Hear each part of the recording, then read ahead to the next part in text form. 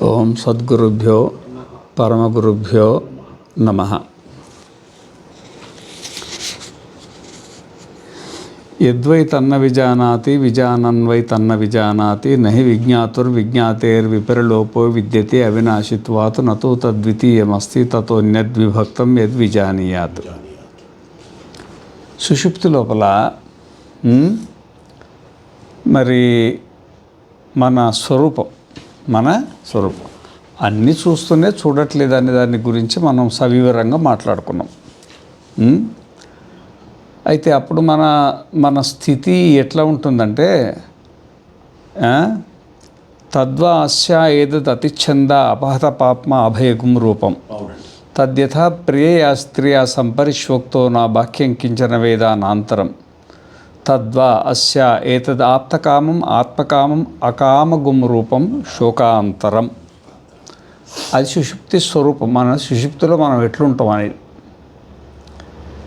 ఇప్పుడు మనకు ఇంతకుముందు కథమ ఆత్మేతి అన్నప్పుడు కథమ ఆత్మేతి అన్నప్పుడు ఆ కథమ ఆత్మేతి అని ఎందుకు అడగాల్సి వచ్చిందంటే, మరి మనకు అస్తమిత ఆదిత్య యాజ్ఞవల్క్య చంద్రమస్య అస్తమితే శాంతే అగ్నౌ శాంతాయాం వాచి కిం జ్యోతిరేవాయం పురుష. అంటే పడుకొని నిద్రపోయినప్పుడు సూర్యుడు కానీ చంద్రుడు కానీ అగ్ని కానీ ప్రకాశం లేకున్నా కానీ మనకు స్వప్నంలో ఎన్ని పదార్థాలు కనబడుతున్నాయి కదా, ఆ బయటి జ్యోతులు లోపలికి రావు కదా, అయినా మనకు జ్ఞానం కలుగుతున్నది కదా, వస్తువుల దర్శనం కలుగుతున్నది, మనం గుర్తిస్తున్నాం కదా. మరి బయటి ప్రపంచానికి మా జ్యోతులు ఉంటేనే మనకు ఆ సహకారంతో కనబడతాయి. మన స్వప్నంలో విషయాలు మరి బయట జ్యోతులు లేకుండానే కనబడుతున్నాయి కదా. మరి అక్కడ జ్యోతి ఏది, ఏ జ్యోతితో కనబడుతున్నాయంటే అప్పుడు ఆత్మావా ఆస్య జ్యోతిర్భవతీతి ఆత్మనైవాయం జ్యోతి శాస్తే పల్యేతే కర్మ కురుతే విపల్యేతేతి. అక్కడ ఆత్మజ్యోతితోటే ఆ వ్యవహారం అంతా నడుస్తున్నది. సూర్యుడు చేసే పని, చంద్రుడు చేసే పని, అగ్ని చేసే పని, వాక్కు చేసే పని ఒక ఆత్మ అంటే మనమే చేస్తున్నాం. మన మీదనే ఆధారపడి మన చైతన్య జ్యోతితోటే ఆ స్వప్న వ్యవహారం జరుగుతున్నది అన్నాడు. మరి ఆ ఆత్మ అంటే ఏంది? సూర్యుడు అంటే మాకు తెలుసు, చంద్రుడు అంటే మాకు తెలుసు, అగ్ని అంటే మాకు తెలుసు, వాక్ అంటే మాకు అర్థమైంది. కానీ ఆత్మ అంటే ఏంది? కొంతమంది శరీరాన్ని ఆత్మ అనుకుంటారు, కొంతమంది మనసును ఆత్మ అనుకుంటారు, కొంతమంది వేరే ఆత్మ అంటారు. ఈ ఆత్మ విషయంలో మాకు క్లారిటీ లేదు. మరి అది మనకి ఏ విధంగా స్వప్నంలో జ్యోతి అయింది? అది స్వప్నంలో జ్యోతి అయిందంటే మరి అప్పుడు యోజం విజ్ఞానమయ ప్రాణేషు హృద్యంతర జ్యోతి పురుష సా సమాన సన్నుభవ లోకావను సంచరతి ధ్యాయతి వా లీలాయతి వా సహి స్వప్నో భూత్వా ఇమం లోకం అతిక్రామతి మృత్యో రూపాణీతి అన్నాడు. అయితే మనము ఇప్పుడు ఈ శరీరం ఉంది, ఆ శరీరం లోపల సుషుమ్న నాడి ఉంది. ఆ సుషుమ్న నాడి లోపల హృదయ పద్మం ఉన్నది. ఆ హృదయ పద్మములో ఒక ఆకాశం ఉంది. ఆ ఆకాశం లోపల ఒక బుద్ధి ఉన్నది. ఆ బుద్ధి మనం అంతటా ఉన్న వాళ్ళం ఆ బుద్ధిలో కూడా ఉన్నాం. అంతటా ఉన్న ఆకాశం కుండలో ఉన్నట్టుగా అంతటా ఉన్న మనం బుద్ధిలో కూడా ఉన్నాం. ఆ బుద్ధిలో ఉండడం బట్టి మన చైతన్యాన్ని బుద్ధి అందిపుచ్చుకొని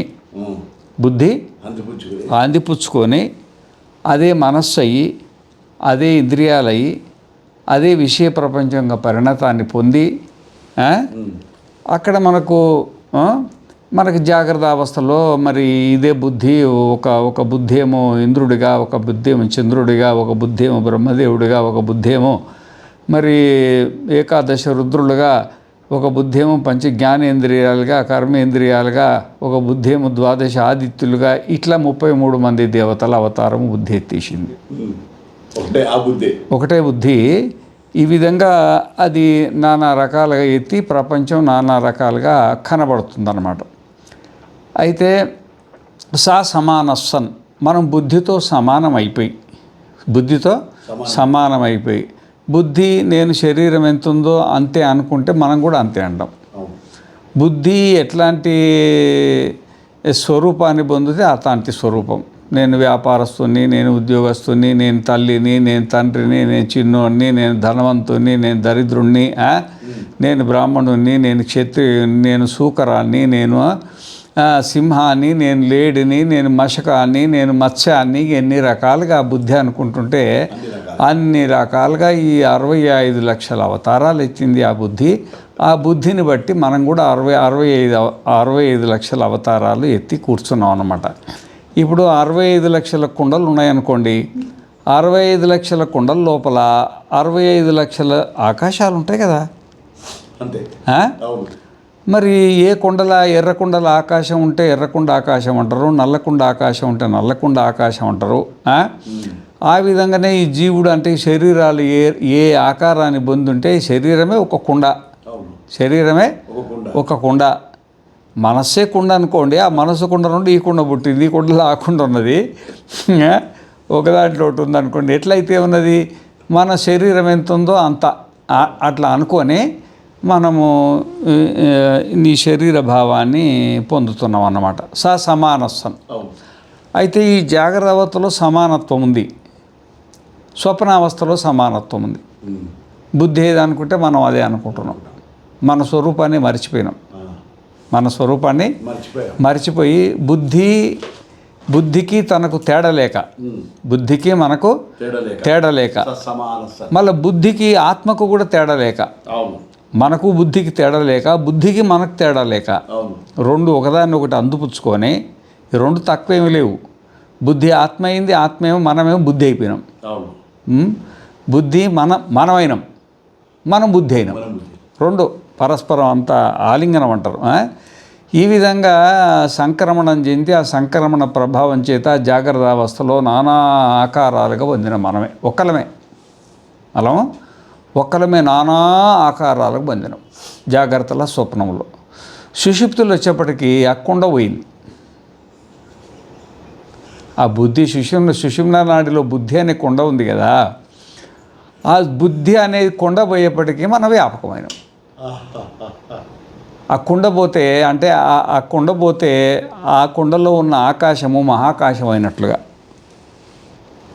కుండలో ఉన్న ఆకాశం ఉంది, ఆ కుండ ఉంటే కుండాకాశం అంటావు. ఆ కుండ మాయమైందనుకో, అప్పుడు ఏమైంది? అప్పుడు మనం మహాకాశం అన్నమాట. మన మహాకాశ సుషుప్తుల్లో మహాకాశం ఈశ్వరులమైన ఇప్పుడు ఈశ్వరత్వం వచ్చింది కదా. ప్రమాతృ చైతన్యం పోయి ఏమి పరమాత్మ చైతన్యమైనాం కదా. మరి ప్రమాతృ చైతన్యం అంటే ఏంటంటే ఆ బుద్ధి ఉన్నది కదా, ఆ బుద్ధి ఎంత కొలుతుందో అంత కొలతలో ఉండి ప్రమాతృ చైతన్యం అయినాం. ఆ బుద్ధి పోయింది, మాయమైపోయింది, బయటకుండానే పగిలిపోతుంది.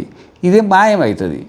ఎట్లా మాయమవుతుంది అంటే అట్లే మాయమవుతుంది కదా, చూస్తూనే ఉన్నాం కదా. ఎట్లో అట్లా మాయమైంది, ఆ బుద్ధి పోయింది. ఆ బుద్ధి పోయేప్పటికీ బుద్ధి అవచ్ఛిన్న చైతన్యం ప్రమాతృ చైతన్యం కాస్త పరమాత్మ చైతన్యం అయిపోయింది. ఏష సర్వేశ్వర, ఏష భూతపాల, ఏష సేతుర్విదరణ, ఏషాం లోకానామ సంభేదాయ. అప్పుడు మనకు సర్వేశ్వరత్వం, సర్వజ్ఞత్వం, అనంతత్వం మన స్వరూపమైంది.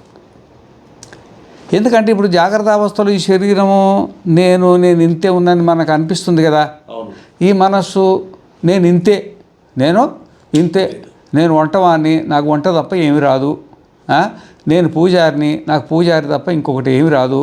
నేను లెక్చరర్ తప్ప నాకు ఏమి రాదు. నేను సర్పంచిని తప్ప నాకు ఇంకేమి రాదు. అన్నీ కొలత వేసుకుంటున్నాడు ఈ మహానుభావుడు. శరీరం ఎంత ఉందో అంత అంటాడు, మనసు ఎంత ఉందో అంత అంటాడు అన్నమాట. ఈ బుద్ధి తాదాత్మ్యం అనేది సుషుప్తి అవస్థలో బుద్ధి పోయేప్పటికీ కుండ పగిలిపోయిందో మాయమైపోయిందో, ఆ కుండ ఆకాశం మహాకాశం అయిపోయినట్టుగా మనము మహాస్వరూపాన్ని పొందినాం సుషుప్తిలో. ఇది అసలు కీలకం. సింపుల్. అసలు 22 పాఠాలకి సారాంశం. అసలు కీలకం సుషుప్తిలో కీలకం ఏంటంటే ఇదే. అప్పుడు మనము ప్రాజ్ఞానాత్మన యథ ప్రియయా స్త్రియా సంపరిష్వక్తో నా వాక్యం కించన వేదాన అంతరం అన్నాడు కదా. ప్రజ్ఞానాత్మన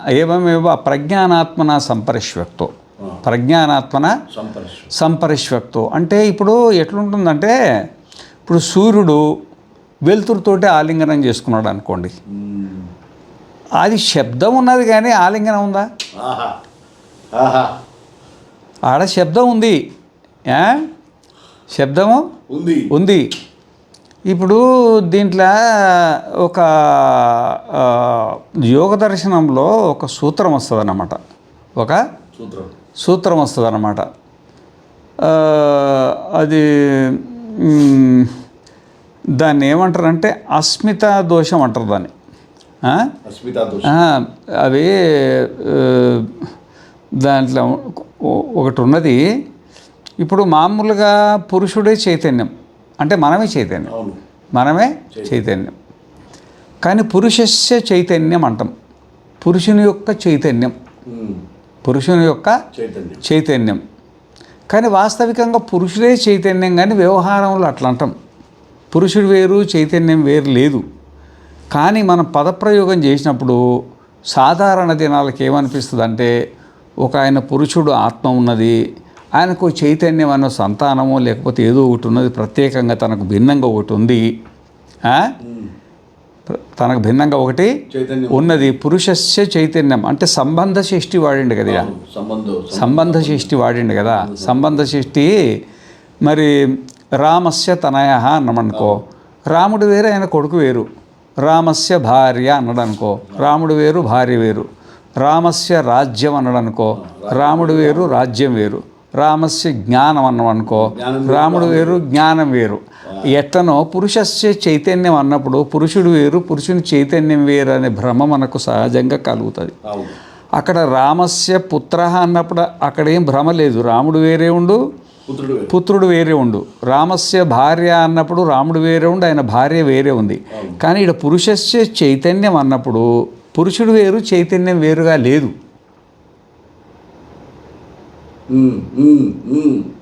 పురుషుడు వేరు చైతన్యం వేరుగా లేరు. కానీ అట్లా వ్యవహారంలో అట్లా మాట్లాడాల్సి వస్తుంది. అది ఎట్లుంటుందంటే, ఇప్పుడు ఆకాశ పుష్పము అన్నాం అనుకోండి, అది అర్థమవుతుంది. అరే ఆకాశంలో ఆకాశం ఒక చోట చూసినాం, పుష్పం ఒక చోట చూసినాం కాబట్టి ఆకాశానికి పుష్పాన్ని జోడించుకొని ఆకాశ పుష్పం అని మనం అర్థం చేసుకుంటాం. అసలు ఆకాశ పుష్పం ఉంటుందా? ఎట్లనో పురుషస్య చైతన్యం అన్నప్పుడు పురుషుడు చైతన్యం అనేది ఒకటి ఊహించుకొని మనము ఆకాశాన్ని పుష్పాన్ని వేరువేరుగా ఊహించుకొని అనుకుంటాము. ఆ విధంగానే పురుషస్య చైతన్యం అని పురుషుడు ఒక ఆయన ఉన్నాడు, ఆత్మ ఒకటి ఉంది, ఆయనకు చైతన్యం అనేది ఇట్లా ఊహించుకొని పురుషుడు వేరు చైతన్యం అనేది భావించుకుంటాం అన్నమాట.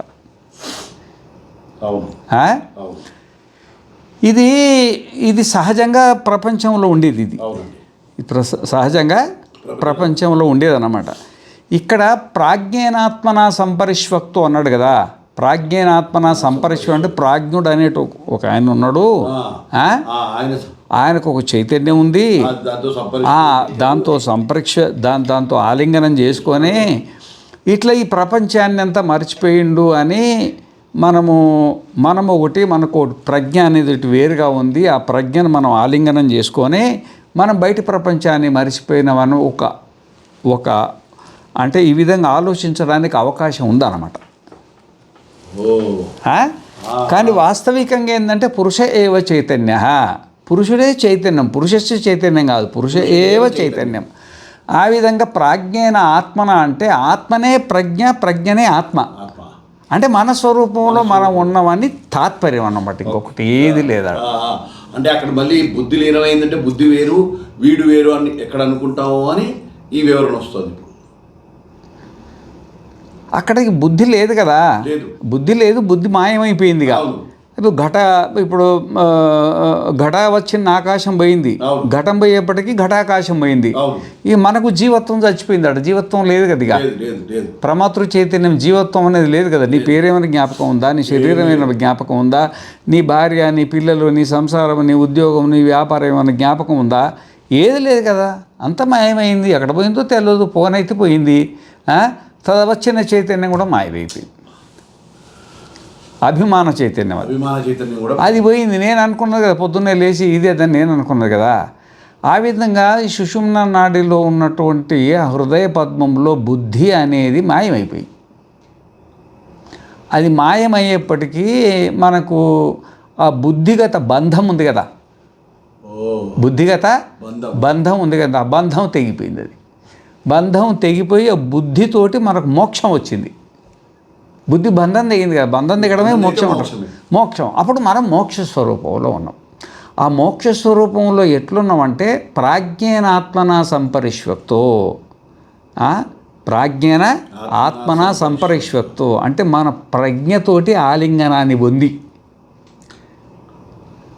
పురుషుడు తన చైతన్యంతో ఆలింగనం పొందినట్టుగా, పురుషుడు వేరు చైతన్యం వేరు కాదు కదా, ఊరికే మాట్లాడుకోవడానికి మాట్లాడుకున్నట్టుగా. షష్ఠి సంబంధం లేదుట, సంబంధ షష్ఠి లేదు. ప్రాజ్ఞేన ఆత్మన సంపరిష్వక్తో అంటే మన ప్రజ్ఞాస్వరూపంలో మనం ఉన్నాం. మన ప్రజ్ఞాస్వరూపం అది మన మోక్ష స్వరూపం, అది మన మోక్ష స్థితి. తాత్కాలికంగానైనా సరే అంతే, అది మన మోక్ష స్థితి. అప్పుడు మనం వ్యాపకులం. కుండ పగిలిపోయింది కదా, కుండ లేదు కదా, కుండలో ఉంటే అది ఘటాకాశం అని ఉంటుంది. కుండ పోయింది, బుద్ధి పోయింది, అప్పుడు మనం మహాకాశం అయిపోయినాం.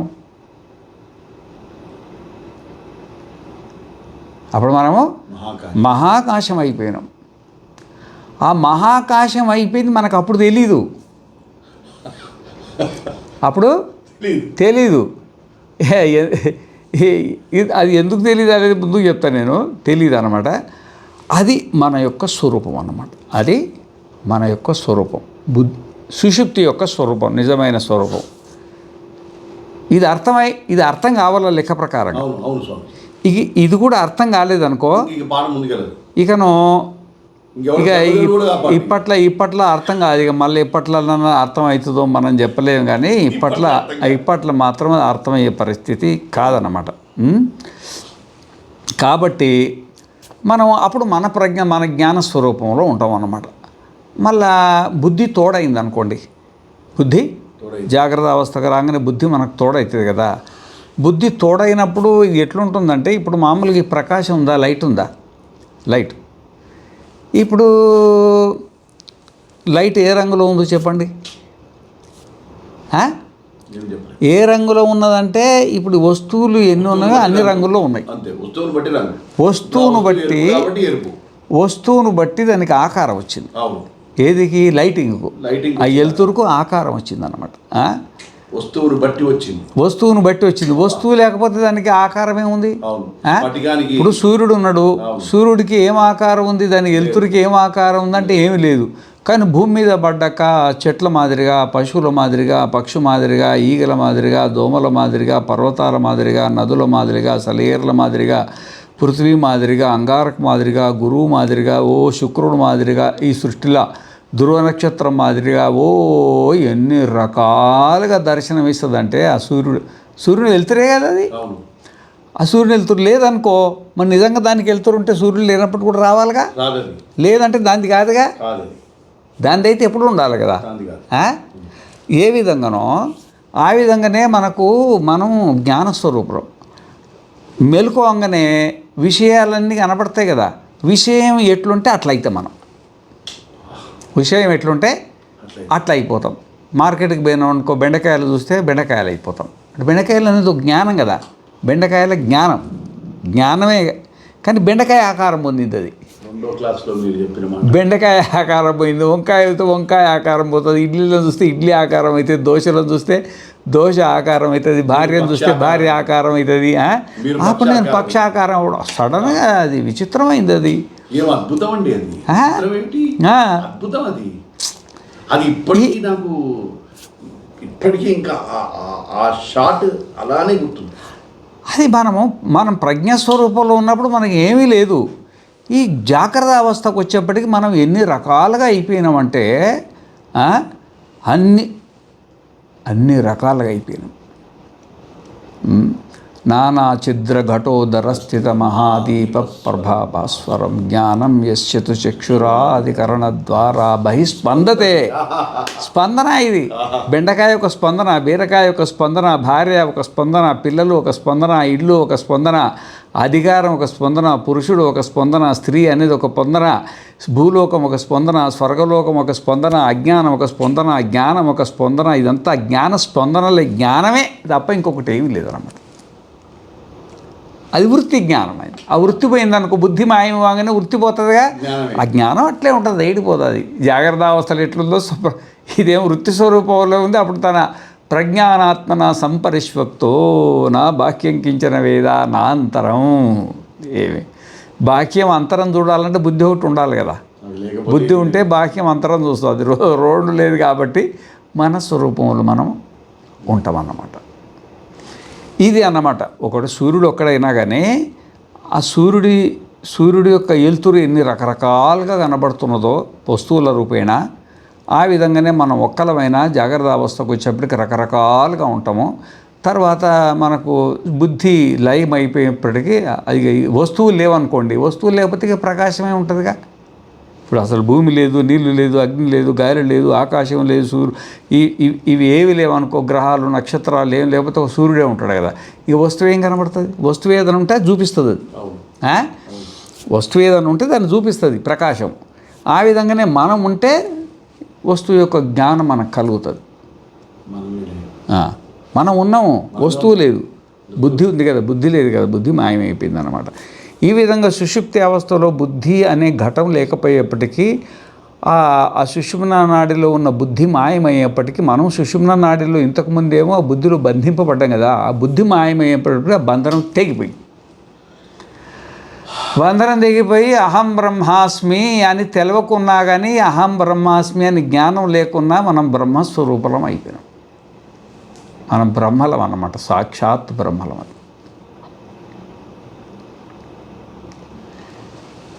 అక్కడి నుండి బుద్ధి, అందుకనే ఇక్కడ చెప్తున్నాడు అనమాట, ఎత్రవా అన్యదివస్యాత్. ఇప్పుడు ఇక మనకు వచ్చేసి 31వ మంత్రం. ఎత్రవా అన్యదివస్యాత్ తత్ర అన్యో అన్యత్ పశ్చేత్, అన్యో అన్యత్ జిఘ్రేత్, అన్యో అన్యత్ రసయేత్, అన్యో అన్యత్ వదేత్, అన్యో అన్యత్ శృణయాత్, అన్యో అన్యత్ మన్వీత, అన్యో అన్యత్ స్పృశేత్, అన్యో అన్యత్ విజానీయాత్. ఎత్ర అన్యదివస్యాత్. ఎత్ర అంటే జాగ్రత్త అవస్థలో, స్వప్నావస్థలో. ఎత్ర అంటే సప్తమి వాడిండు కదా. ఎత్ర అంటే జాగ్రత్త అవస్థలో, స్వప్నావస్థలో. అన్యదివ స్యాత్, అన్యదివ స్యాత్, అన్యదివ స్యాత్. ఇప్పుడు ఈ అన్యదివ స్యాత్ అనే విషయంలో మనకు మనకు అన్యదివ స్యాత్ అంటే మనకు ఘ్నంతీవ జినంతీవ హస్తీవ విచ్ఛాయతి గర్తమివ పతతి ఇదేవ జాగ్రద్భయం భవతి తద్ అత్ర అవిద్యయా మన్యతే యత్ర దేవ ఇవ రాజేవ అహమేవేదగుం సర్వోస్మీతి మన్యతే సోస్య పరమో లోకః అని ఇంతకుముందు స్వప్నానికి సంబంధించిన వ్యవహారంలో వచ్చింది కదా. అన్య దివస్యాత్ అంటే స్వప్నంలో అసలు ఏమన్నా ఉందా? ఉన్నట్టు తోచింది, ఉన్నట్టు తోచింది. ఆడ లేదు కదా, ఆడ ఏనుగులు లేవు, సింహాలు లేవు, పులులు లేవు, ఏవీ లేవు అన్నమాట. కానీ ఉన్నట్టు తోచింది. ఇప్పుడు ఇద్దరు స్నేహితులు అంటారు, ఒక కాలేజీలో చదువుతున్నారు. వాళ్ళిద్దరు కూడా ఎండి చేస్తున్నారు. ఎండి మెడిసిన్ ఆఫ్ డాక్టర్ అంటే ఎంబీబీఎస్ తర్వాత ఎండి అని వస్తుంది. అది చదువుతున్నారు అన్నమాట. అయితే ఒక ఆమెకేమో ఎగ్జామ్స్ ఉన్నాయి, ఆమె చదువుతున్నది. ఇంకొక ఆవిడనేమో అంత ప్రిపేర్ అయిపోయింది, పడుకున్నది. ఆ పడుకున్న తర్వాత ఆమెకు స్వప్నంలో అడవికి వెళ్ళిపోయింది. స్వప్నంలో ఎక్కడ వెళ్ళిపోతామో తెలియదు కదా, అడవికి వెళ్ళిపోయింది. అడవి కూడా చాలా భయంకరమైన అడవి ఉందన్నమాట. అయితే అడవికి పోయి కొంచెంసేపు ఇట్లా చూసాం, కానీ అరే నేను అడవిలో ఉన్నా కదా, మరి ఇంత పెద్ద అడవిలో ఎవరు మనుషులు కనబడతలేవు, ఇక్కడైనా పులులు లాంటివి ఏదన్నా ఉంటే నా పరిస్థితి ఏంటిది అని ఆలోచన చేసుకుంటాం. కానీ పులి కనబడింది పెద్దది. అరే ఈ పులి ఎదురుగానే వచ్చేసింది. ఇక నా పైన పడుతుందేమో అని అనుకుంటా, కానీ అది గాండ్రించి పైకి వస్తుంది. అది ఈ పరిగెత్తడం మొదలుపెట్టేసింది. ఓ ఏమో నారాయణ, ఆ చెప్పులు ఊడిపోయినాయి. ఆ గుడ్డలకు పరికంప అని ఉంటుంది అనమాట. పరికంప అది ఇట్లా కొండిలాగా ఉంటుంది. ఆ కొండి, ఆ పరికంప పట్టుకొని గుడ్డలన్నీ చినిగిపోయినాయి, అంత రక్తాలు కారుతున్నాయి. ఇక భయంకరమైన అది ఎంబడే పడింది అనమాట. ఎంబడే పడి ఇక అది ఆ పంజా ఉండలే, పంజా దానికి ఆకలి అవుతుంది పులికి మాత్రం. ఆ పంజా తల దగ్గరకు వచ్చింది. ఇక ఇట్లా ముందు కొడతారు కదా, అది తల దగ్గరకు వచ్చింది అనమాట. ఇక ఈ కళ ఎక్కువైతే కలవరింపు వస్తుంది కదా, కళ కొద్దిగా ఎక్కువైంది అనుకో కలవరింపు వస్తుందంట. ఆ కలవరింపులో అరుస్తున్నది. అరుస్తుంటే పక్కన స్నేహితురాలు ఉంది, ఏదో పీడకల పడ్డట్టు ఉందని నీళ్ళు తీసుకొని ముఖాన కొట్టేసింది. ముఖం రాడు లేచి కొడుతుంది. అరే నన్ను బతికిచ్చేసినావు, అసలు క్షణంలో చచ్చిపోయేదాన్ని నేను. ఒక్క క్షణం అయితే చచ్చిపోయేదాన్ని. ఎంత భయంకరమైన పరిస్థితి తెలుసా? పులి పంజా ఉండే వచ్చి గాలి తగిలింది, అది క్షణంలో చచ్చిపోయింది. ఏంటిదే నువ్వు మాట్లాడేది, ఏసీ రూమ్లో పడుకున్నావు, ఇప్పుడే కదా తిని పడుకున్నది, నేను చదువుకుంటున్నా, ఇక్కడ అడవి అంటావు, పులి అంటావు, ఏందంటావు అంటే ఇక్కడికక్కడ చూసి ఇది స్వప్నమా అంటుందండి. ఆ భయంలో ఆ పరిస్థితి అన్నమాట. ఇప్పుడు అక్కడ ఏముంది, ఉన్నట్టు అనిపించింది. ఎత్ర అన్యది ఇవ స్యాత్. అంతకుముందు కూడా యోయం విజ్ఞానమయ ప్రాణేషు హృద్యంతర్జ్యోతి పురుష సా సమాన సన్నుభవలోకావనుసంచరతి ధ్యాయతీవా లేలాయతీవా. ధ్యానిస్తున్నట్టుగా అంటే చింతిస్తున్నట్టుగా, పనులు చేస్తున్నట్టుగా అనేది అంటే వాస్తవికంగా మనం చెయ్యం. చేసేది బుద్ధి. ఆ బుద్ధితోటి మనం ఏకమైపోయి మనం కూడా చేస్తున్నట్టుగా భ్రమ కలుగుతుంది, ఆలోచిస్తున్నట్టుగా భ్రమ కలుగుతుంది, సంకల్పిస్తున్నట్టుగా భ్రమ కలుగుతున్నది. జాగ్రత్త అవస్థలో ఉన్నట్టు, స్వప్నావస్థలో ఉన్నట్టు, సుషుప్తి అవస్థలో ఉన్నట్టు భ్రమ కలుగుతున్నది. కానీ యథార్థానికి అట్లాంటిది ఏమీ లేదు. అదంతా ప్రకృతి కార్యం. ప్రకృత్యైవచ కర్మాణి క్రియమానాని సర్వశః. అంటే జాగ్రత్త అవస్థలో, స్వప్నావస్థలో, సుషుప్తి స్వరూపంలో ఎక్కడ ఏది చేసినా కానీ ప్రకృత్యైవచ, ప్రకృతి ఏవ శబ్దం వాడిండు. అక్కడ ఆత్మకేమి మనకేమి సంబంధం లేదు. కేవలం బుద్ధి సంతానం, బుద్ధి సంతానం అంతా అదే చేస్తుంది. మరి అహంకార విమూఢాత్మ అంటే బుద్ధితో తాదాత్మ్యం పొందినవాడు కర్తాహమితి మన్యతే. నేనే చేస్తున్నానయ్యా, నేను ఇది చేస్తున్నా, నేను అది చేస్తున్నా, నేను ఇది చేస్తున్నా, అజ్ఞానంతో అనుకుంటాడయ్యా అని చెప్పిన విధంగా ఇక్కడ కూడా ఎత్ర వా అన్యదివస్యాత్. ఎత్ర అంటే ఏ జాగ్రత్త అవస్థలో, ఏ స్వప్నావస్థలో, మనకు రోజు జాగ్రత్త స్వప్నావస్థ కదా, అక్కడ అన్యదివస్యాత్ అన్యతు లేకున్నా ఉన్నట్టు కనబడుతుంది, లేకున్నా ఉన్నట్టు కనబడుతుంది. ఇప్పుడు మీరు అక్కడ కూర్చున్నారు, నేను ఇక్కడ కూర్చున్నా. నేను మీరు కాదు, మీరు నేను కాదు. ఇది స్పష్టమే కదా. ఇంతకంటే పచ్చి అబద్ధం ఇంకొకటి లేదు. ఇంతకంటే పచ్చి అబద్ధం ఇంకొకటి లేదన్నమాట. అర్థమైందా? ఇదే అన్యదివ. బుద్ధి భేదం అయింది కానీ మన భేదం ఎక్కడైంది? బుద్ధి భేదం అయింది. ఆ బుద్ధిని నేను అనుకొని నువ్వు వేరు నేను అని ఒక భ్రమ ఏర్పడ్డది కదా, దీన్ని అంటారు అన్నమాట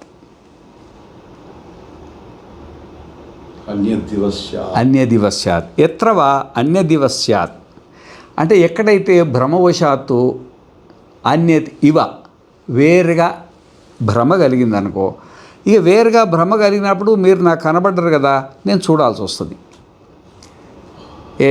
నీతో నేను మాట్లాడాల్సి వస్తుంది, మీరు పెట్టింది తిని రుచి చూడాల్సి వస్తుంది, మీతో చేతులుగా అలవాల్సి వస్తుంది.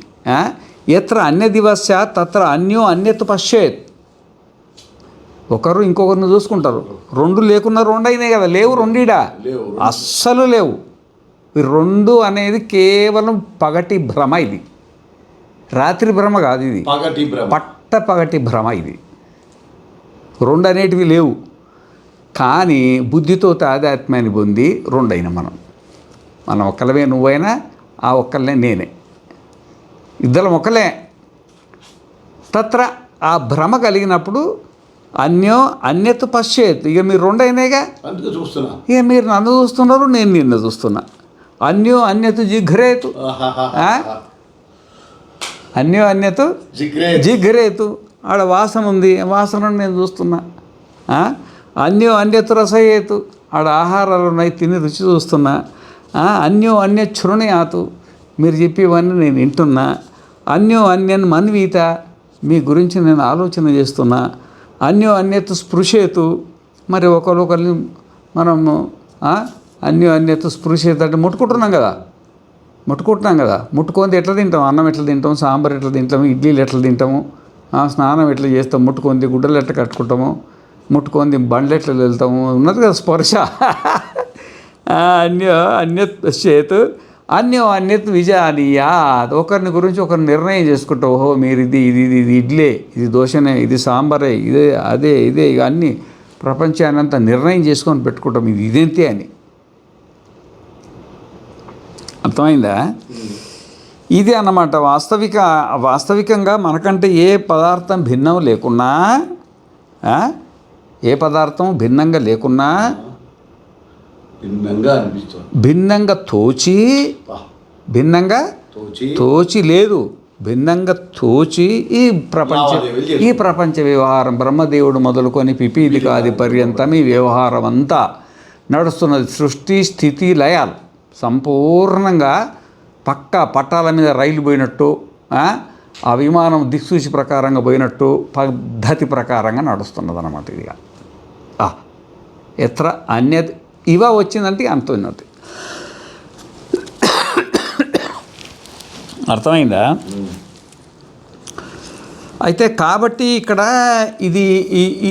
ఇక్కడ జరిగింది ఏంటంటే ఎత్ర అన్యదివస్యాత్ అంటే మనము సుషుప్తి అవస్థలోనేమో మన స్వరూపంలో మనం ఉన్నాం. జాగ్రత్త స్వప్నానికి వచ్చేప్పటికీ అన్యది ఇవ అయింది కదా, అన్యత్ ఇవ అయింది కదా. సుషుప్తిలో హాయిగా మన స్వరూపంలో ఉండలేదు, ఘటాకాశం పోయింది, మహాకాశం అయిపోయినాము, అప్పుడు బ్రహ్మాండం అంతా వ్యాపించినాము. ఇప్పుడేం బుద్ధి వరకు వ్యాపించి నేను ఇంతే అనుకున్న వాళ్ళము అక్కడ పగిలిపోయి మాయపోయేప్పటికీ మనం సర్వాంతర్యామి అయిపోయినాం. సర్వశక్తులు మనకు వచ్చేసినావు. ఇప్పుడేమో మనసులో ఉన్న శక్తి మన శక్తి, నేను ఇంతే అంటాడు ఈ మహానుభావుడు. అప్పుడు సర్వశక్తి సంపన్నుడు పరమాత్మ ఇతడు. ఏష సర్వేశ్వర ఏష సర్వజ్ఞ ఏషోంతర్యామి ఏష యోని సర్వస్య ప్రభవాప్యవి భూతానాం మాండుక్యోపనిషత్తులో వస్తుంది తృతీయ పాదంలో. ప్రభవాప్యవి భూపాన ప్రధాప్య పుట్టే దాంట్లోనే పుడతాయి, దాంట్లోనే లేస్తాయి. బుద్ధి మనలోనే పుడుతుంది, మనలోనే మనతోటే పోషింపబడుతుంది. ఎవ్వని చే జనించు జగం ఎవ్వని లోపనలుండు లీనమై ఎవ్వని యందు డిందు ఇదే జగం.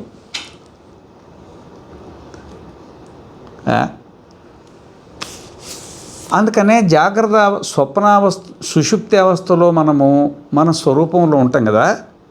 ఆ సుషుప్తి అవస్థ నుండి మళ్ళీ తిరిగి జాగ్రత్త అవస్థకు తర్వాత స్వప్నావస్థానికి వచ్చినప్పుడు అన్యత్ ఇవ మనం ఒక్కళ్ళమే అయినా అన్యత్ ఇవ వేరేలాగా అయ్యి వేరేలాగా అయ్యి అంటే వేరే కాదని, వేరేలాగా అంటే కాదని ఇవ అన్నాడు కదా.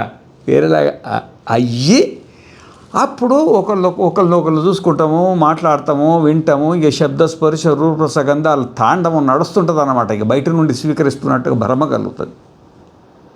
బయట నుండి కంటిగుండ రూపాలు, చెవిగుండ శబ్దాలు, నాలుకగుండ రుచులు, ముక్కుగుండ వాసనలు, చర్మగుండ స్పర్శాలు, మనస్సుతో ఆలోచనలు, బుద్ధితో నిశ్చయాలు. ఉదయం నుండి తాండవం అది శివతాండవం స్తోత్రం ఉంది కదా. వీడే శివుడు, ఇదే తాండవం వీడిది. ఎవడు తాండవం వాడిదే. భార్య తాండవం భార్యదే, భర్త తాండవం భర్తదే, కొడుకుల తాండవం కొడుకులదే, సర్పంచ్ తాండవం సర్పంచ్దే, ప్రధానమంత్రి తాండవం బ్రహ్మలోకంలో బ్రహ్మదేవుడు తాండవం ఆయిందే, చీవ తాండవం చీవదే. ఎంతమంది శివులు ఉన్నారో, ఎన్ని తాండవాలు ఉన్నాయో చూడిగా.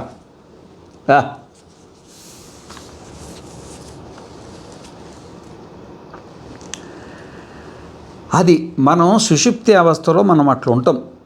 కానీ సుషుప్తి నుండి బయటకు వచ్చేప్పటికీ బుద్ధి అనేకాన్ని సృష్టిస్తుంది. బుద్ధి ఉత్పన్నమైంది కదా, ఒక బుద్ధి కాదు కదా. ఏకకాలంలో కోట్ల బుద్ధులు ఉత్పన్నమైనవి. ఆ బుద్ధి నువ్వు వేరు నేను వేరు అనే భ్రమను కల్పింపజేస్తుంది అన్నమాట. ఆ భ్రమ వల్లనే ఈ శబ్దస్పర్శ రూపరసగంధాలను వేరువేరుగా గ్రహిస్తాడు. అన్యో అన్యత్ పశ్యేద్, అన్యో అన్యత్ జిఘ్రేద్, అన్యో అన్యత్ రసయేద్, అన్యో అన్యత్ వదేత్, అన్యో అన్యత్ శృణుయాత్, అన్యో అన్యన్మన్వీత, అన్యో అన్యత్ స్పృశేద్, అన్యో అన్యత్ విజానీయాత్. కానీ సుషుప్తులు వచ్చేప్పటికీ అది లేదు. సుషుప్తులు వచ్చేప్పటికి ఇది లేదు. జాగ్రత్త అవస్థలో స్వప్నావస్థలో అన్యదివ ఉంది కదా, ఆ అన్యదివ చేసేది బుద్ధి కదా, ఆ బుద్ధి మాయమైపోయింది కదా, లేదు కదా, అన్యదివ లేదు కదా. ఆ లేనప్పుడు అప్పుడు మనకు మనం మన స్వరూపంలో ఉంటామన్నమాట. ఏమి అయితే ఇక్కడ ఒకటి ఎట్లుంటుందంటే, మనము సుషుప్తి అవస్థలో మనం కేవలము ప్రజ్ఞాన స్వరూపంలో, ప్రజ్ఞానం అనేది మన స్వరూపం. మళ్ళీ ప్రజ్ఞానం అనేది మన స్వరూపం కదా, మన స్వరూపం నుండి మనది వేరు కాదు కదా. సూర్యుడి నుండి సూర్యప్రకాశం ఇట్లా వేరు కాదు.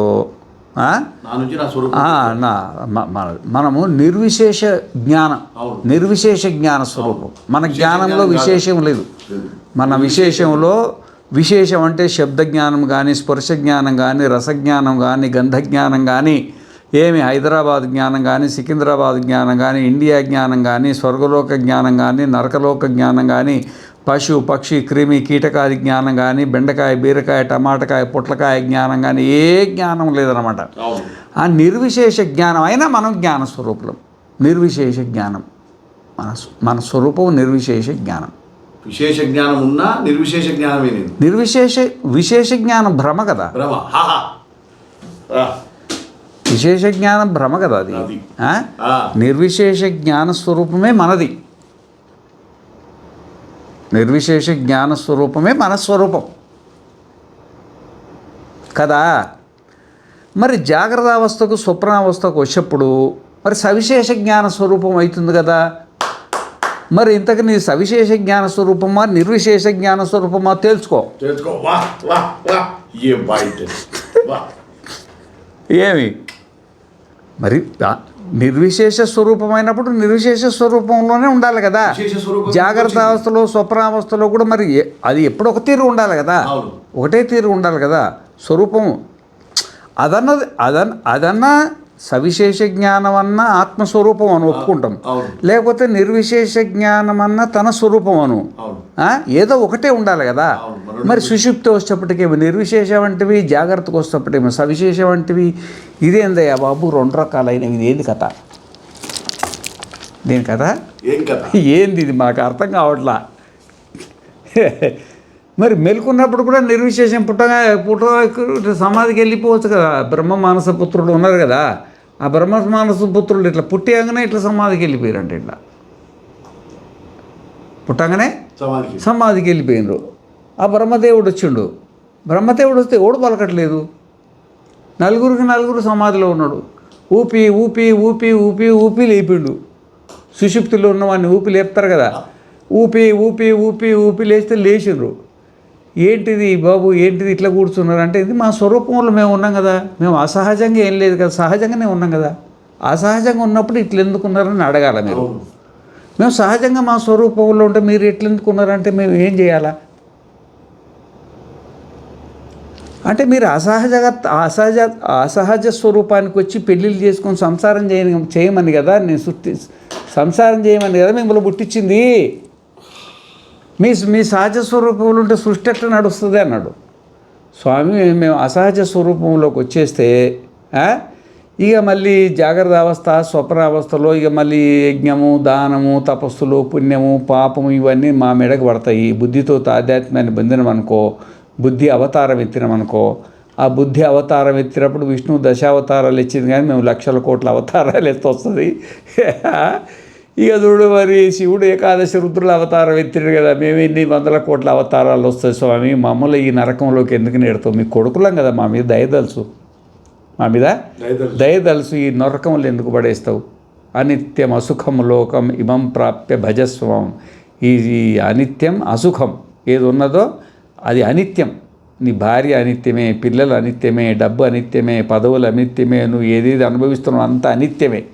పోనీ అనిత్యమైన సరే సుఖమే ఉన్నదంటే అది సుఖమల్పం బహుక్లేశ విషయ ఆగ్రాహిణాం నృణాం అనంతం బ్రహ్మనిష్ఠానాం ఇతి వేదాంత డిండి మహా అని శంకరాచార్యుల వారు అన్నట్టు సుఖమేమో చాలా తక్కువ ఉన్నది. రూపాయి ఉందనుకో, రూపాయల పైస అంతా కూడా లేదు సుఖం. పైసంతా కూడా లేదన్నమాట. మా గురువుగారు చెప్పేది చెరకు ఉంటుంది కదా, ఆ చెరకు మొదల దగ్గర చాలా తియ్యగా ఉంటుందంట. నేను తినసూలేదు కానీ అనంగిన్నా వాళ్ళు చెప్పిన తియ్యగా ఉంటుందంట. మీకు ఎప్పుడైనా డౌట్ ఉంటాడు కొనుక్కొని తిరుగురండి. మొదల దగ్గర తియ్యగా ఉంటుందంట. అట్లే తినుకుంటూ వచ్చినాం అనుకో, కొసకు వచ్చేప్పటికి ఆ తీపి ఉండదంట. ఇక అంత తీపి ఉండదు, మొదట్లో ఉన్నంత తీపి ఉండదు. ఆ రాను ఒకరు చేదు వస్తుందంట. అప్పుడు తినబుద్ధి కాదంట. ఏది? చెరకు గడ.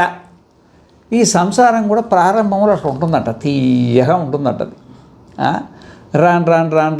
రాను ఈ భార్య, ఈ పిల్లలు, ఈ సంసారం, ఈ వృద్ధాప్యము, తింటే అరగకపోవడం, పండుకుంటే నిద్ర రాకపోవడం, వాళ్ళోటనో వీళ్ళోటనో ఈ సంసార వ్యవహారాలతోటి మొత్తం చప్పపోయి ఎందుకు పెట్టినావురా బాబు, మాకు జన్మరాహిత్యం ఉంటే బాగుండు, ఇది లేకుంటే బాగుండు అని అనిపిస్తుందంట. అర్థమైందా? ఇది గృహస్థుల వ్యవహారం. అదే సన్యాసం తీసుకున్నాడు అనుకో, ఆ కొస నుండి తిన్నట్టు ఉంటుందంట. కొస ముందు చేదు, ఎవరుండరుగా తల్లి, మాతా నాస్తి పితా నాస్తి నాస్తి బంధు సహోదర అర్థం నాస్తి గృహస్థవాన్ని సర్వస్వాన్ని వదిలిపెట్టి గోచి కట్టుకొని యజ్ఞోపవీతం లేదు, పులక లేదు, అన్నీ వదిలిపెట్టి భౌతి భిక్షాంతి అయితే ఇంట్లో బట్టి భిక్షాటన చేసుకుంటూ తల ఓ మాట అంటారు కదా, అన్ని మాటలు పడుకుంటూ ఆ గురువు దగ్గర ఉంటే, ఆ గురువు గడ్డపార మింగరాదు, గురువు మాట దాటరాదన్న సామెత ఉందన్నమాట. ఏమి ఈ గురువుల సంతానాన్ని సర్పసంతానం అంటారు. సర్పసంతానం ఏమి? సర్పసంతానం అంటే ఇప్పుడు సర్పము గుడ్లు పెడుతుంది, పిల్లలు అవుతుంది. పిల్లలు అయిన తర్వాత దాని ఎంబడే పోవాలంట, ఆ పాము ఎంబడే పోవాలంట. ఏదైనా పొరపాటుతో పక్కకు పోతే అది తినేస్తుందంట, అది మింగేస్తుంది. నేను అనంగా అయినా ఈ సత్యం లేనిది ఎట్లా వచ్చింది? అది ఏదన్నా దాన్ని కన్ను కట్టి తప్పించుకొని పోయింది పాము అవుతుంది అంట. లేకపోతే ఈ భూమి మీద పాములతో మనం ఏగలేమంట. ఒకటొకటికి 200-300 గుడ్లు పెడతాయి. అట్లా తప్పించుకుపోయిందే పాము అయిందంట. మరి గురువుల దగ్గర కూడా ఇట్లుంటుంది, సర్పసంతానం అంటారు. కొంచెం ఇట్లా అయిందంటే ఏమవుతుందో తెలియదు. అర్థమైందా? ఆ విధంగానే సన్యాసం తీసుకున్నప్పుడు ఆ బ్రహ్మచర్యం తీసుకొని సన్యాసం గురువుల దగ్గర శ్రవణ మరణ నిధిధ్యాసలు చేసేటప్పుడు ఒళ్ళు ఇల్లు అంతా దగ్గర పెట్టుకొని చాలా జాగ్రత్తగా, ఎందుకంటే జ్ఞానం ఉంది కదా వాళ్ళ దగ్గర, మరి చాలా జాగ్రత్తగా ఉంటేనే ఆ చెరకు కూడా కొస నుండి తిన్నప్పుడు చేదు ఒకరొకరు లేకున్నా బాగుండు అట్లా అనిపిస్తుంది కదా. రాను తీపి అవుతుంది మొదల దగ్గరికి వచ్చేప్పటికి. ఆ విధంగానే వాళ్ళు శ్రవణ మరణ నిధిధ్యాసనం చేసి అధ్యాస బొడ్డు కొట్టుకొని మనోబుద్ధి అహంకార చిత్తాదినాహం నచ శ్రోత్రజక్వే నచ ఘ్రాణనేత్రే నచ వ్యోమ భూమిర్న తేజోన వాయు చిదానంద రూప శివోహం అని కూర్చున్నప్పుడు 84 లక్షల జీవరాశులు కూడా నమస్కారం చేస్తాయంట. అంత పూజ్య స్థితికి వస్తుంది అన్నమాట. ఈ సంసారం అనేది ఆ విధంగా ఉంటుందన్నమాట. అప్పుడు ఆ బ్రహ్మదేవుడు సరే ఇంకా వేరే ఏదో పొరపాటు జరిగిందని ఆలోచన చేసుకొని, ఏం పొరపాటు జరిగింది అంటే, ఈ మనస్సు ఉంది కదా, ఈ మనస్సుకు అంతర్ముఖం బహిర్ముఖం 2 ముఖాలు ఉంటాయి బుద్ధికి. అప్పుడు 2 ముఖాలుగా ఉండిందనమాట. 2 ముఖాలుగా ఉండి బయటకు చూసిన లోపలే హాయిగా ఉంది. బయట పెద్ద 14 లోకాల్లో తిరగాలి కదా కర్మ చేసుకుంటూ అని సమాధికి వెళ్ళిపోయారు వాళ్ళు. ఇక ఇది పొరపాటు జరిగిందని అప్పుడు ఆయన మనువాది 14 మంది మనువులను సృష్టించి ఆ మనస్సును బహిర్ముఖంగా పెట్టిండనమాట. ఇక బహిర్ముఖంగా మాత్రమే పెట్టిండది. అందుకనే పరాంచి ఖాని వెత్రణత్ స్వయంభూ తస్మాత్ పరాంగ్ పశ్యతి నాంతరాత్మన్ కశ్చిత్ ధీర ప్రత్యేగాత్మానమైక్షత్ ఆవృత్త చక్షు అమృతత్వం ఇచ్చన్ అంటే ముముక్షు అయినటువంటి వాడు మోక్షేచ్ఛ కలిగి సంసారాన్ని పరిత్యాగం చేసి సద్విద్వానుపసర్పితాం ప్రతిదినం తత్పాదుకే సేవ్యతాం ఆత్మానాత్మ విచార్యతాం మరి ఏకాంతే సుఖమాస్యతాం పరతరే చేతస్సమాధీయతాం శంకరాచార్యులు సాధన పంచకంలో చెప్పినట్టుగా ఈ అన్ని సాధనలు చేసుకుంటూ అప్పుడు ఎవడో ఒకడు కశ్చిత్ ధీర ఒకానొక ధీరుడని ఎందుకన్నాడంటే ఈ ప్రపంచం వదలడం అంత తేలిక వ్యవహారం ఏం కాదు. ప్రపంచము వదలడం అంత తేలిక ఏం కాదనమాట. సన్యాసం తీసుకొని కూడా చుట్టాలకి ఇచ్చిపోతారు మఠాలు మందిరాలు. సన్యాసం గొప్పవాళ్ళే, జ్ఞానులే. మరి చుట్టాలేంది మరి? నాకు అర్థం కాక అంటున్నా, వాళ్ళు చేసింది కరెక్టో కాదో నాకు తెలియదు, కానీ నాకు అర్థం కాని వ్యవహారం. బంధువులు కట్టేసిపోతారు, ఇంకా మరి ఏం జ్ఞానం అంటారు దాన్ని? కశ్చిత్ ధీర, అది మొత్తం వదిలిపెట్టాలంటే దానికి ధైర్యం ఉండాలి కదా, ఆ బుద్ధికి అంత జ్ఞానం ఉండాలి కదా. ధైర్యం ఏంటంటే అంత జ్ఞానం ఉండాలి కదా, నేను ఇది చేసేది మంచిదా కాదా అని జ్ఞానం ఉండాలి కదా.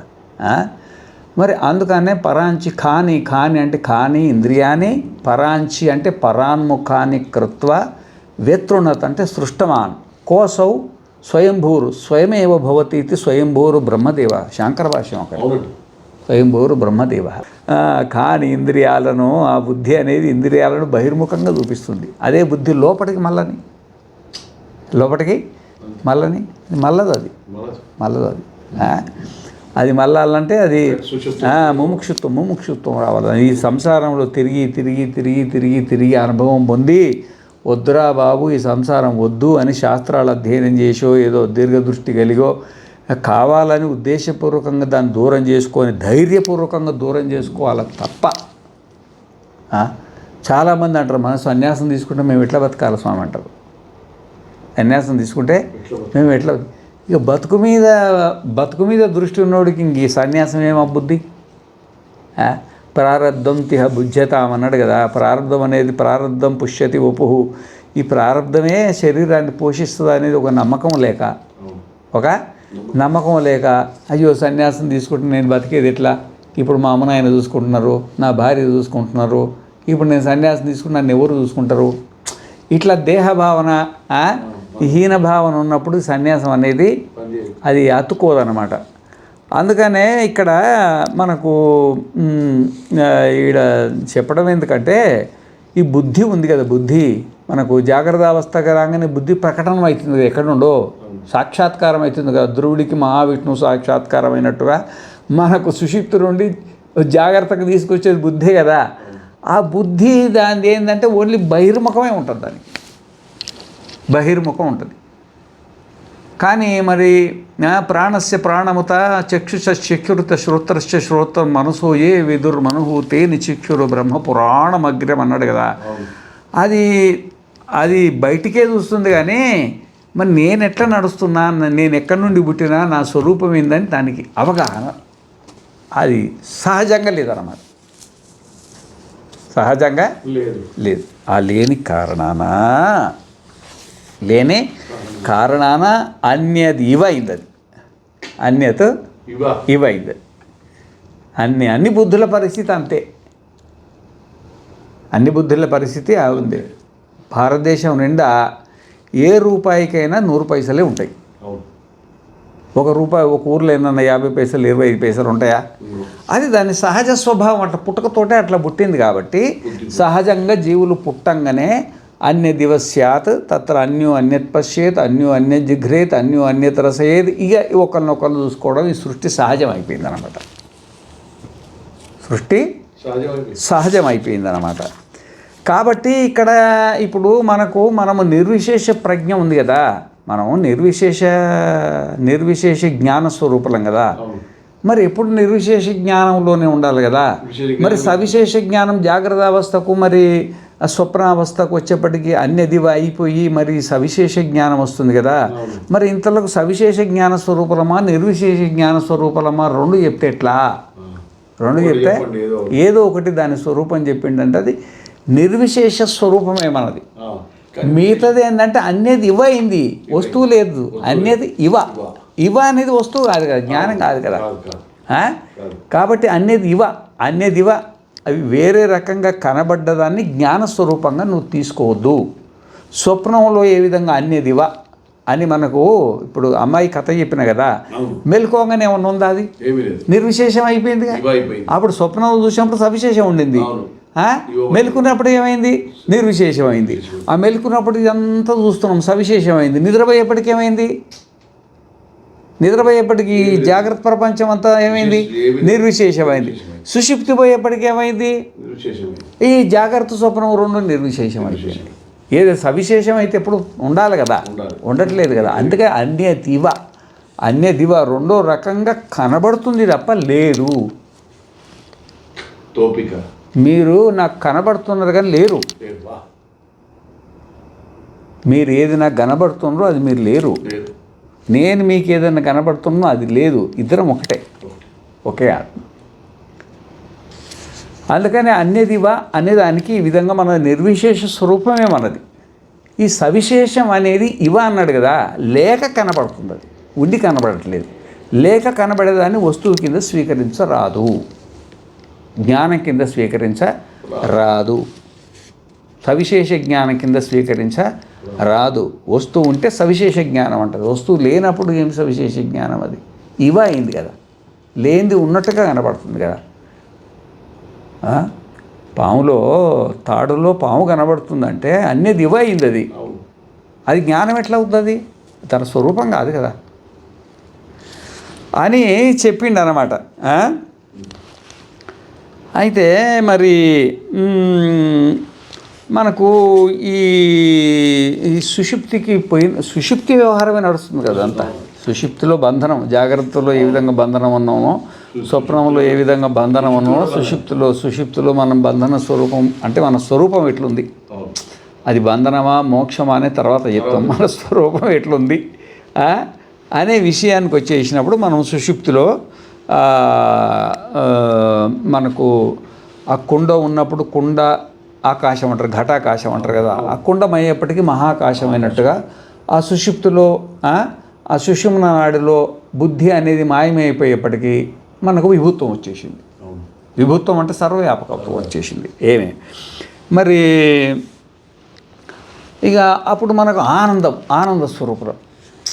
ఇప్పుడు ఇన్ని బుద్ధి ఎంత ఉందో అంత ఆనందమే కదా. ఇప్పుడు ఆ బుద్ధి పరిధి దాటిపోయింది కదా.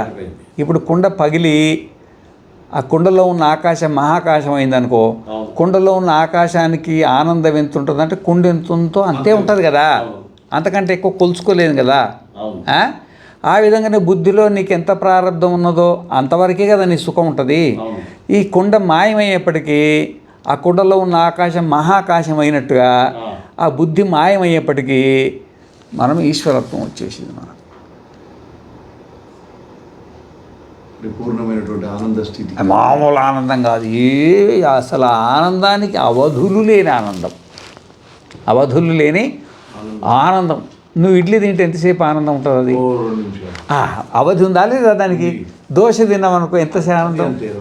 ఒక సినిమా చూసినామనుకో ఫస్ట్ ముద్దే అది తినే కొద్దీ కడుపు నిండే కొద్దీ మారిపోతుంటుంది మళ్ళీ. అర్థమైందా? ప్రపంచంలో ఏ ఆనందాన్ని చూసినా కానీ, ఒక ఇల్లు కట్టుకున్నావు, 20 ఏళ్ల తర్వాత ఆనందం ఉంటుందా? ఒక భార్యని పెళ్లి చేసుకున్నావు, ఎప్పుడొకటే రకంగా ఉంటుంది ఆనందం. ఏమి ఆమె ఒకసారి రాక్షసి అయి కూర్చున్నది అనుకో, ఓసారి దేవత అవుతుంది, ఒకసారి ఏమో రాక్షసి అయితే. నవదుర్గలు కదా వాళ్ళు, దుర్గలు కదా. ఏవి దేవతలే. కానీ అట్లా మనం కూడా ఇప్పుడు మన బుద్ధి ఎన్ని అవతారాలు ఎత్తుంది అది. కానీ సుషుప్తికి పోయేప్పటికీ ఈ కొలత ఆనందం ఉంది కదా. సర్పంచ్ది ఒక కొలత ఆనందం, ఎమ్మెల్యేది ఒక కొలత ఆనందం, ముందు వస్తుంది ఇక ఒక కొలత ఆనందం అన్నమాట. మీ టీచర్ ఒక కొలత ఆనందం, ఒక మేనేజ్మెంట్ ఒక కొలత ఆనందం, ఒక కలెక్టర్ ఒక కొలత ఆనందం, ప్రధానమంత్రి ఒక కొలత ఆనందం. అందరూ కొలత ఆనందంలోనే ఉన్నారబ్బా. ఎవరి ప్రారంభం కొద్దీ వాడి కొలత ఉందిగా. నా సన్యాసి కూడా నా కొలత, నా మఠం ఎంత ఉందో, నా ఆశ్రమం ఎంత ఉందో అంతే నా ఆనందం. పక్కింటికి పోతాడు, ఊరుకుంటాడా? ఆ పక్క మఠం నాదంటే ఊరుకుంటాడు. మఠాలలో ఎన్ని పంచాయతీలు పెట్టుకోవట్లేరు.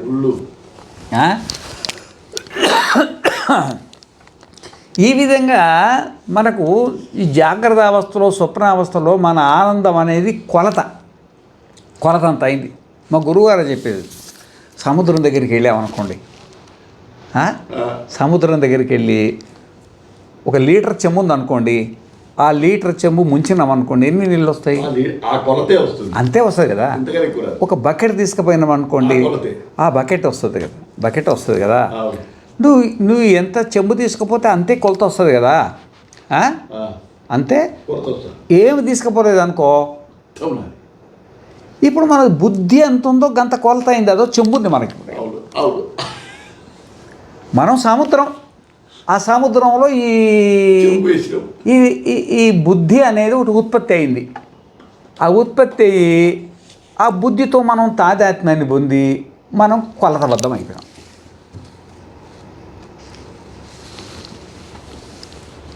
అనంతమైన నేను పరిచ్ఛిన్నం. ఎంత విభు అసుషుప్తి పోయేప్పటికీ కొండ బగిలిపోయింది కదా, మాయమైపోయింది కదా, అప్పుడు అనంతత్వం, ఆనందం, విశాలమైన ఆనందం. ఈ ఆనందమేమో సాపేక్షికం, కాలం లేదు, దేశం లేదు, దేశకాల పరిచ్ఛిన్న పరిధులు దాటిన ఆనందం అన్నమాట. ఆనంద స్వరూపం, ఆనందం కాని ఆనందం, ఆనందము కాని ఆనందం, ఆనందము కాని ఆనందం, దాన్ని బ్రహ్మ ఆనందం అంటారు. దాన్ని ఆనందం కాని ఆనందం అన్నమాట. ఏమి ఆ విధంగా మనకి ఇక అక్కడికి ఏ కోరికలు ఉంటాయి? సృష్టి అంతా మనమే అయినప్పటికీ మనకి ఏం కోరికలు ఉంటాయి? ఏ కోరికలు ఉంటాయి అన్నమాట. ఏమి ఆ విధంగానే మనము ఒక స్వచ్ఛమైన నీటి లోపల మన ప్రతిబింబం ఉన్నదనుకో, మన ప్రతిబింబం ఉంటే మన ప్రతిబింబం కూడా స్వచ్ఛంగా ఉంటుందిగా, అంతే స్వచ్ఛంగా ఉంటుంది కదా. అదే మన జ్ఞానస్వరూపం అనే మన జ్ఞానస్వరూపంలో మన ప్రతిబింబం ఉందిగా, జ్ఞానస్వరూపం అయిపోయినది, ఏ స్వచ్ఛంగా ఉంది. జాగ్రత్త అవస్థలో మన జ్ఞానస్వరూపం స్వచ్ఛంగా లేదు. బెండకాయలైంది, బీరకాయలైంది, టమాటాలైంది, పొట్లయింది, భార్య అయింది, పిల్లలుగా అయింది, ఇళ్ళు అయింది, వాకిలైనవి, ఓ కోటాను కోట్ల రూపాయల మైల ఉంది జాగ్రత్త అవస్థ జ్ఞానంలో. కానీ సుషుప్తి అవస్థ జ్ఞానంలో ఏమాత్రం ప్రపంచమైన మైల కలిసిందా? స్వచ్ఛమైన నీళ్ళల్లో ప్రతిబింబం ఎట్లుంటుందో ఆ విధంగా మన స్వచ్ఛమైన జ్ఞానస్వరూప ప్రతిబింబంలో ఉన్నాం. అంటే బింబ ప్రతిబింబం అని ఇక్కడ రెండు లేవు. కానీ జాగ్రత్త అవస్థతో పోలిస్తే జాగ్రత్త అవస్థతో పోలిస్తే స్వచ్ఛత వచ్చింది మన లోపల. స్వచ్ఛత సాపేక్షిక స్వచ్ఛత వచ్చిందన్నమాట. అట్లా అన్నమాట. అందుకే ఇక ముందు సలిల ఏకో ద్రష్టాద్వైతో భవత్యేష బ్రహ్మలోక సమ్రాడితి అనుశశాస హైన మనశశాస యాజ్ఞవల్క్య ఏషాస్య పరమాగతి ఏషాస్య పరమా సంపద ఏషోస్య పరమో లోక ఏషోస్య పరమ ఆనంద ఏతస్యైవ ఆనందస్య అన్యాని భూతాని మాత్రముపజీవంతి. రేపు చెప్పుకుందాం. చాలా బ్రహ్మాండంగా ఉంటుంది, మామూలుగా ఉంటుంది. ఇక ఓం పూర్ణమదః పూర్ణమిదం పూర్ణాత్ పూర్ణముదచ్యతే పూర్ణస్య పూర్ణమాదాయ పూర్ణమేవావశిష్యతే. ఓం శాంతి శాంతి శాంతి.